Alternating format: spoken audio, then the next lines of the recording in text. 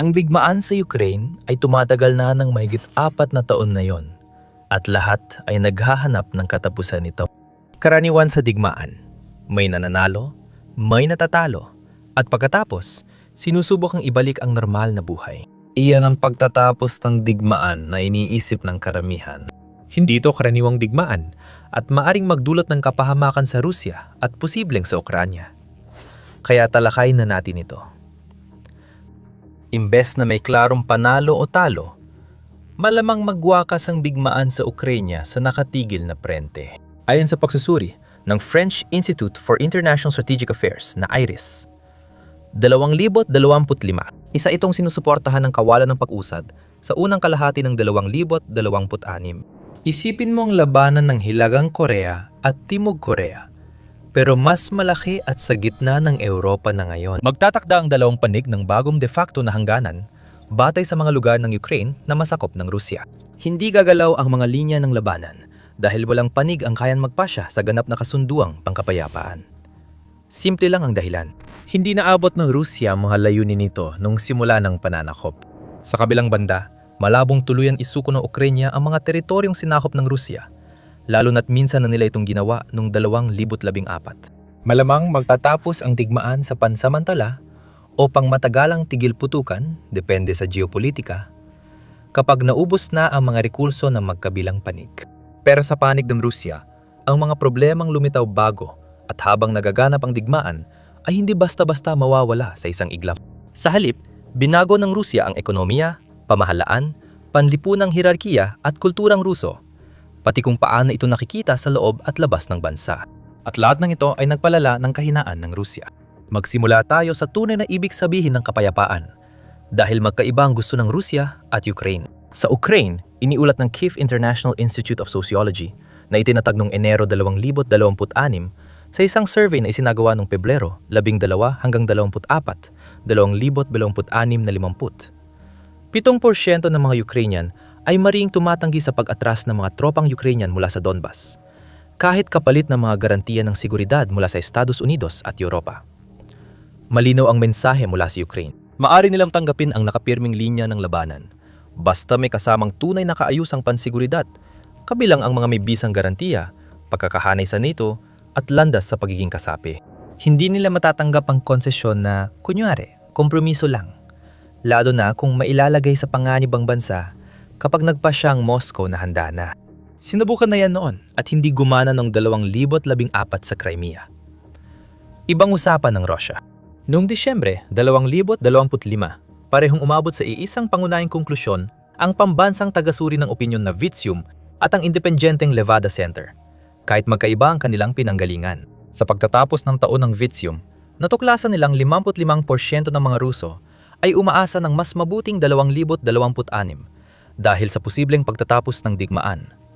At 70% ang naniniwalang magiging mas matagumpay ang susunod na taon kaysa dati. Ang Levada, na itinalaga bilang dayuhang ahente at nag-survey sa 1,618 tao sa 50 rehiyon ng Rusya noong Disyembre, ay natuklasang 66% ng mga Ruso ay pabor sa usapang pangkapayapaan.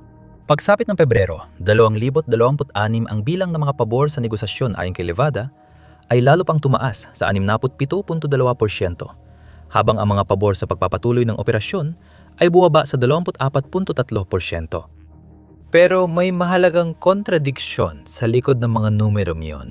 Ipinapakita rin ng parehong datos ni Levada na 3/4 ng mga Ruso ang naniniwalang hindi dapat magbigay ng anumang teritoryal na konsesyon ng Russia upang wakasan ang digmaan. Gusto nilang tumigil na ang putukan at gusto din nilang maniwalang hindi sila natalo.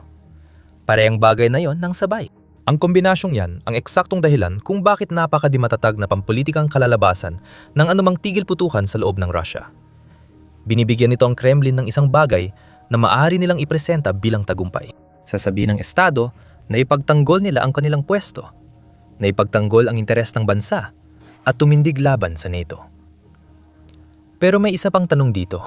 Bakit tila lalong lumala ang sitwasyon sa Russia? Ang tanong na ito ay tumutukoy sa pangalawang problema. Ang tigil putukan ay magreresulta sa dalawang magkaibang hatol at isa lang ang kayang lampasan ng bansa. Nasa ikatlong digma ang pandigdig na ba tayo? Depende sa nababasa mo. Parang magkaibang realidad ng mundo. Hindi na rin mahirap sumubaybay ng balita ngayon. Ang mahirap ay alamin kung ano talaga ang totoo. Tingnan mo ang kwentong binigyang ulat ng halos 200 source mula sa iba't ibang panig ng politika.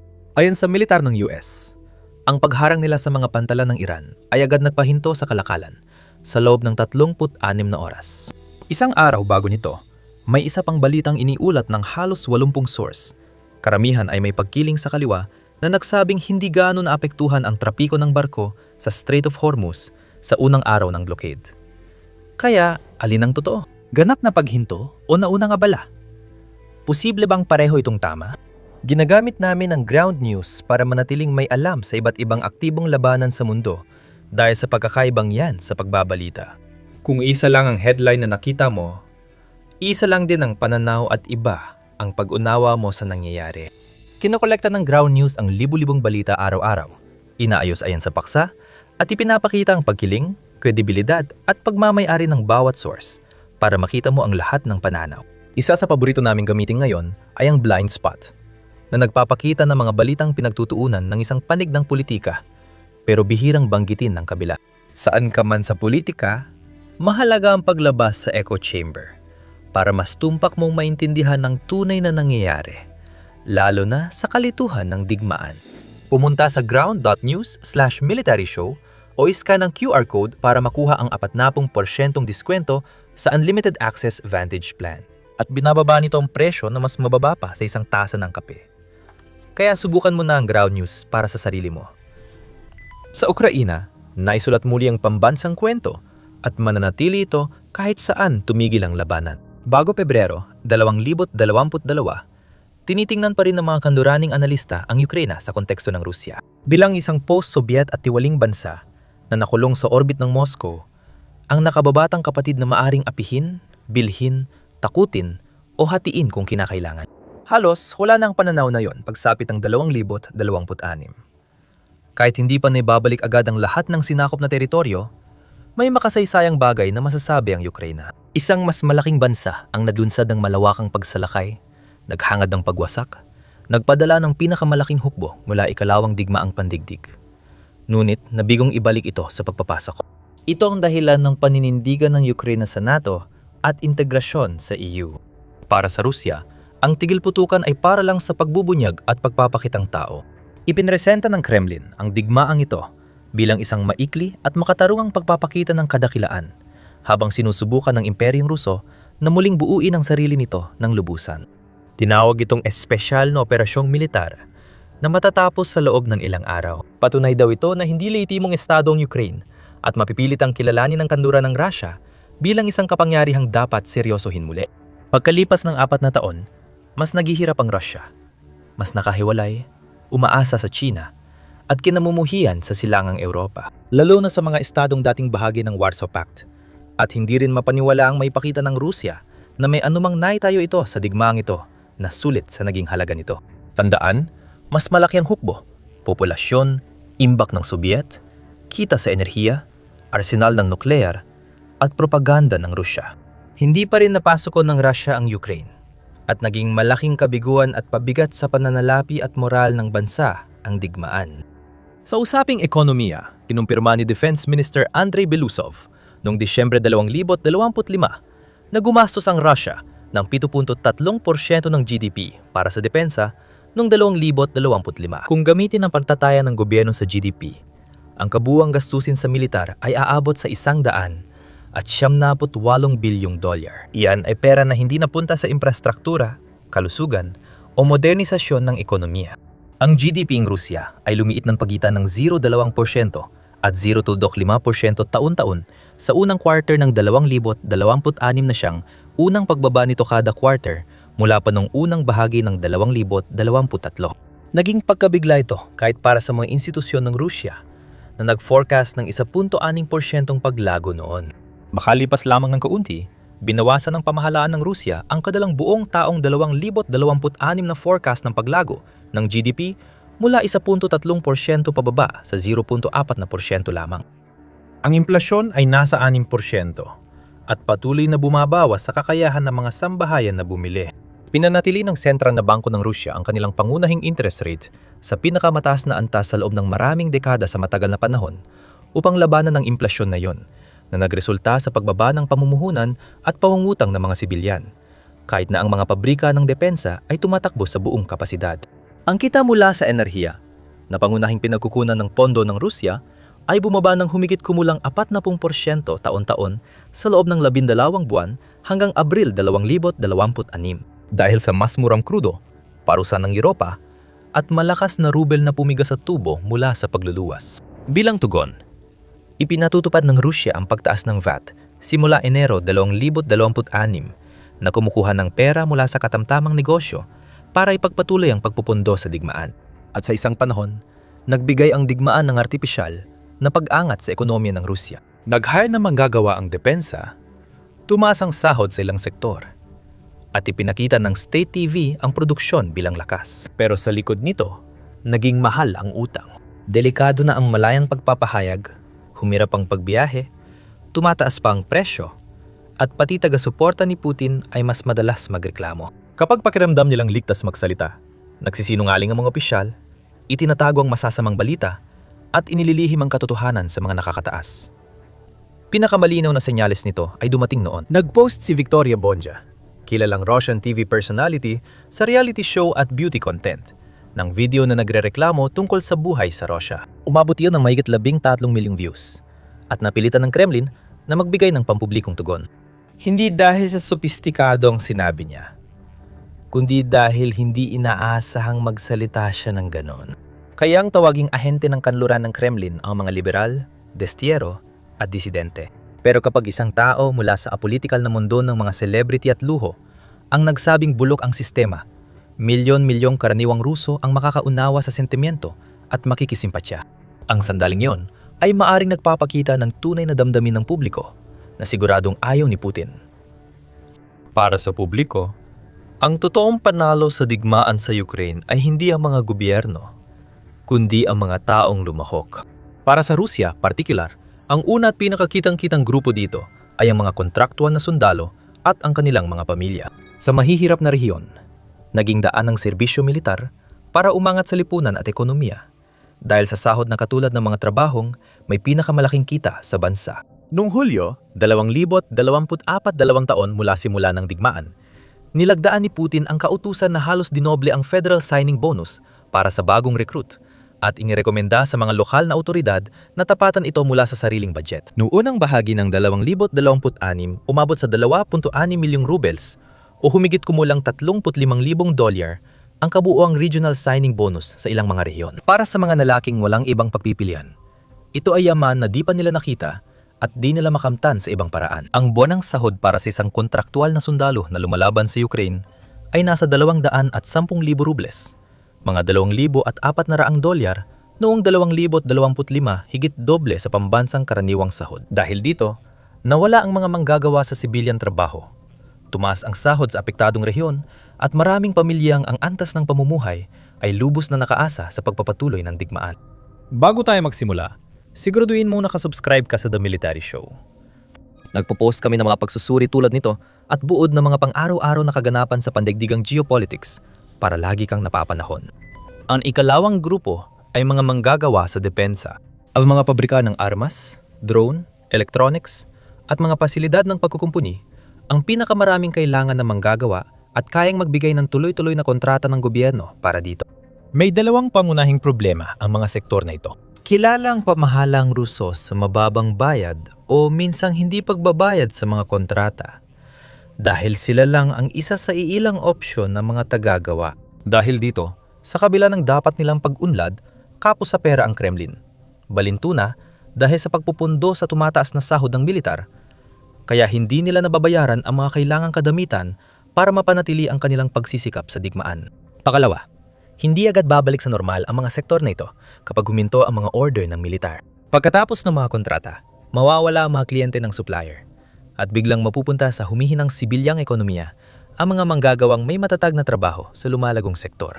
Walang planong transisyon, maayos na konbersyon, o handang sibilyang produksyon para sumalo sa kanila. Ang Rusya ay may ekonomiyang pangdigmaan na walang malinaw na layuning pangsibilyan pagkatapos ng digmaan. Ang ikatlong grupo ay mas maliit pero mas maingay sa politika ang ideolohikal na klase. Mga Z-blogger, makabayan influencer, voluntaryong tagapaglikom ng pondo, at lokal na fixer na natutong magsalita sa wika ng digmaan at tatuklasan, madalas sa unang pagkakataon na sila ay mahalaga. Noong bago ang 2022, marami sa kanilang hindi kilala. Ang digmaan ang nagbigay sa kanila ng mga taga-subaybay, kita, at paglapit sa kapangyarihan, at layuning ngayon lang nila naranasan. Ngunit ang kanilang kahalagahan ay lubos na nakasalalay sa pananatili ng digmaan bilang sentrong katotohanan sa pampublikong buhay ng Russia. Kapag ito ay natapos, matatapos din ang kanilang daan tungo sa kasikatan. Karaniwang hindi basta-bastang tatanggap ng tahimik ang mga nawalan ng katayuan at layunin matapos maranasan ito sa unang beses. Sa kabilang panig, nagbunga ang ekonomiya ng digmaan ng Ukraine ng panibagong nagwagi na posibleng magpatuloy kahit sa kapayapaan. Mga drone engineer, cybersecurity specialist, logistics coordinator, at rehab worker. Nakakakuha ang Ukraine ng mga kontrata mula sa iba't ibang bansang kanduranin para makibahagi sa pag-unlad at kaalaman nito. Maaring gamitin ng NATO ang mga tao at infrastruktura ng Ukraine para sa ikabubuti ng alyansa o ibenta sa pinakamataas ng nag-aalok. Napatunay epektibo sa labanan ang teknolohiyang pangdepensa ng Ukraine. Samantala, madalas na naipapakita ng kagamitan ng Russia ang mga kakulangan nito sa makabagong labanan. Nakapantayo rin ng Ukraine ng mga bagong sektor, teknolohiyang pangdepensa, precision manufacturing, infrastruktura sa lohistika, at pagkukumpuni ng infrastrukturang pang-enerhiya. May mas malawak at mas matagal na potensyal ang mga ito para sa pananaliksik. Magkabaliktad ang sektor ng digmaan ng Rusya dahil gumagawa sila ng sandata at kapag bumaba ang demand dito, nagdudulot ito ng kawalan ng trabaho. Pinakamahalaga sa pangmatagalang katatagan ng politika ang mga veterano, hindi ang mga influencer o manggagawa sa pabrika. At kung paano tratuhin ng isang estado ang mga veteranong ito, ay nagsasabi kung anong uri ng estado ito at kung anong uri ng kinabukasan ang binubuo nito. Sa Ukraine, ang laki pa lang ay nakakagulat na. Iniulat ng German Marshall Fund na harap na ang Ukraine sa hamon ng pagsuporta sa mahigit 1.2 milyong veterano sa unang bahagi ng 2025 at posibleng umabot ito sa 5 hanggang 6 na milyon kapag bumalik ang mga aktibong sundalo sa sibilyan. Iyan ay halos isa sa bawat 6 na Ukrainyano. Ayon sa Peace Research Institute Oslo, hanggang 5 milyong veterano at pamilya nila ang mangangailangan ng suporta sa reintegrasyon matapos ang digmaan, lampas 15% ng populasyon ng bansa. Walang president sa kasaysayan para sa hamon ng reintegrasyon na kasing laki nito sa bansang sabay na bumabangon mula sa $175 bilyong na direktang pinsala sa infrastruktura. Ngunit may isang bagay ang Ukraine na wala ang Rusya. Isang malinaw na pambansang kwento na nagbibigay saysay sa sakripisyo ng mga veterano. Ipinagtanggol ng mga naglingkod ang kanilang bayan. Pinanatili nilang malaya ang Ukraine nang tangkaing burahin ito ng mas makapangyarihang bansa. Maaring maging politiko, tagapag-organisa ng partido, negosyante, eksperto sa pag-aalis ng mina, tagapamahala ng rekonstruksyon, espesyalista sa seguridad sa hangganan, at aktivistang sibiko ang mga veterano sa Ukranya. May ibang problema ang Rusya na nagsisimula sa pananaw ng Estado dahil ayaw ng Kremlin na maging mga mamamayang may sariling pagpapasya ang mga veterano. Gusto nila silang gawing palamuti habang may pakinabang pa sila para mga bayaning ipinangangalandakan sa mga makabayang okasyon at sa media ng Estado. Ang modelo ay ipadala sila pabalik sa kanilang mga tahanan, subaybayan ang kanilang mga ginagawa, gamitin sila sa mga pampublikong pagpapakita at pagkatapos ay sana'y makalimutan na sila. Hindi lang ito haka-haka. Ayon sa ilang pagtataya, higit kalahati ng mga veteranong galing Ukraine ay hindi nakakahanap ng matatag na trabaho. Sila ay natrauma sa digmaan o nasugatan. Ngunit wala pa rin silang natatanggap na tuloy-tuloy na suporta. Mas maintindihan mo ang dahilan ng pagpigil kapag inisip mo ito. Ang pamahalaang Ruso na tunay na nagbibigay ng kapangyarihan sa mga veterano bilang mga mamamayan na may sarili nilang mga koneksyon, sariling mga hinaing, at sariling moral na awtoridad ay lilikha ng isang puwersang pampulitika na hindi nito kayang kontrolin. Ang modelo ng politika ng Kremlin, lalo na ni Putin, ay nakabatay sa kontrol ng bawat mahalagang puwersa sa pampublikong buhay ng Russia. Ngunit, may kaakibat itong sariling mga panganib.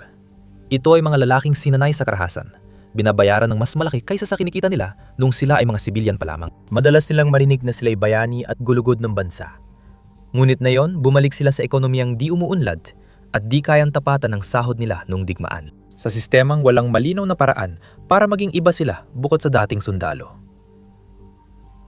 Walang katumbas sa Rusya ang GI Bill, walang gumaganang pamamayani ng batas na maasahang nagpoprotekta sa maliliit na negosyo, at walang maayos na sistema para sa muling pagsasanay. Hindi ito nakakompromiso ng ideolohiya at walang kulturang pampolitika na umaasang makikilahok ang mga veterano bilang mamamayan na may sariling opinyon. Kapag sinubukan ng estado na pamahalaan ng sitwasyong yon sa pamamagitan ng pagmamanman at pabor sa piling tao, kaysa sa tunay na pagsasama, hindi nito nilulutas ang problema, kundi ipinagpapaliban lang ito. Ang mga naipong problema sa armadong, organisadong at dismayadong kalalakihan na may mga ugnayan sa unit, sanay sa kulturang utos, at may paghamak sa mga sibilyang institusyon ay madalas nagreresulta sa marahas na paraan. Nakakatakot ang estadistika. Mahigit 500 sibilyan ang napatay o nasugatan ng mga veterano pagbalik mula sa harapan. Ihalin tulad mo ito Sa milyon-milyong veteranong bumabalik sa gitna ng krisis sa ekonomiya, na pakiramdam ay pinagtaksilan ng mga institusyong ipinaglaban nila at nalaman nilang walang tunay na lugar sa umiiral na sistema para sa kanila o sa galit nila. Parang kalderong malapit ng umapaw. Kaya malinaw na mahaba pa ang katahakin ng Rusya at mas mahina na ito kaysa nung simula. Posible maging problema to hindi lang sa mga Ruso, kundi sa buong Europa at iba pa. Balik tayo sa Rusya. Ang issue rito, maaring maramdaman ng Rusya o ni Putin na wala nang iba pang mawawala sa puntong ito. Tingnan natin ang heograpiya, ang pundasyon ng lahat. Inilunsad ng Rusya ang digmaan sa isang banda para maibalik ang buffer zone na mahalaga sa kanilang pambansang kaligtasan ayon sa doktrinang militar. Ginamit ng Unyong Sobyet ang Ukraine bilang buffer zone laban sa posibleng opensiba ng Alemanya, gaya nung ikalawang digmaang pandaigdig. Kaya, henerasyon ng mga tagaplano ng militar ng Rusya ang nag-isip ng mga teritorial na buffer sa pagitan ng puso ng Rusya at mga kaaway sa kanluran ay mahalaga sa kanilang kaligtasan. At kailangang matatag ang mga buffer na yon, sunod-sunuran sa inang Rusya, gaya ng Ukraine bago naging malaya.